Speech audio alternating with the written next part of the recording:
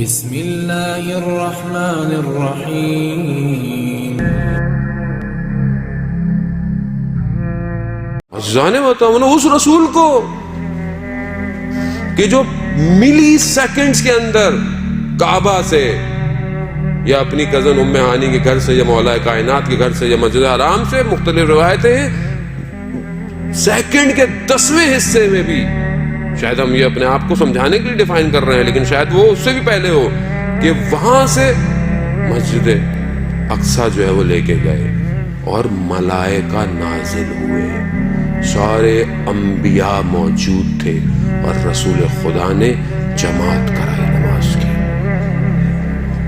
It's not stories, یہ کوئی تخیل نہیں ہے، ہالی ووڈ کی مووی نہیں ہے عزیزان محترم، قرآن ہے، قرآن جو آخرت تک کا جاویداں معجزہ ہے۔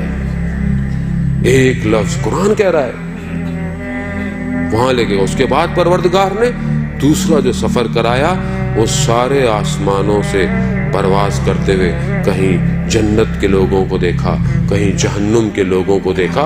حدیثیں طولانی ہیں، وقت نہیں ہے کہ حدیث معراج جو ہے وہ گفتگو کی جائے۔ کبھی کسی آسمان پر ملائکہ کا دیکھا تو ملائکہ نے کہا یا رسول اللہ ہمارا سلام علی کو بھیجیے گا۔ پھر دوسرے آسمان پر گئے، آسمان بدلتے چلے گئے، ملائکہ بڑھتے چلے گئے، اور ہر سب نے کہا یا رسول اللہ ہمارا سلام ہو، ہمارا سلام علی کو دیجیے گا، ہم بہت مشتاق ہیں دیدار کے۔ معاملہ اوپر پہنچا کہ جہاں پر حضرت جبرائیل سب سے افضل ملائکہ نے کہا کہ میں نے اگر ایک لمحہ ایک انگلی کے برابر بھی حصہ آگے بڑھایا تو جل کے خاک ہو جاؤں گا جا سکتا۔ وہاں رسول کو کہا آئیے آئیے۔ 2 کمانوں کے برابر کا فاصلہ، کعبہ قوسین، سدرۃ المنتہا پر اپنے محبوب کو بلایا اور پھر محبوب سے کہا کہ یا محمد میں نے زمین پر دیکھا تم سوائے میرے کسی کو یاد نہیں کرتے،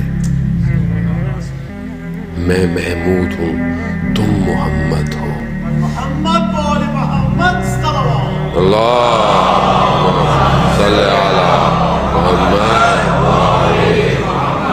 عزیزان محترم، کہا میں محمود ہوں تم محمد ہو، اور محمد پھر تمہارے بعد میں نے جب زمین پر نگاہ ڈالی تو مجھے علی کے سوا تمہارا کوئی وسیع نظر نہیں آیا۔ یا اللہم صلی علی محمد۔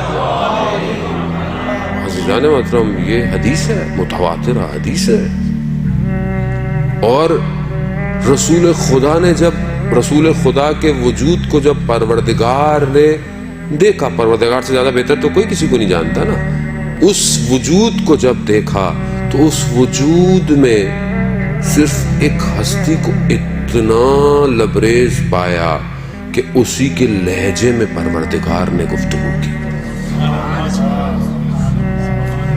وجود کو دیکھا، یعنی دیکھا کہ یہ وہ اس وجود میں بس یہ ایک اور ایسا وجود ہے کہ جس کے لہجے میں خدا کہہ رہا ہے کہ میں گفتگو کر سکتا تھا، اور وہ علی ابن ابی طالب کا لہجہ تھا۔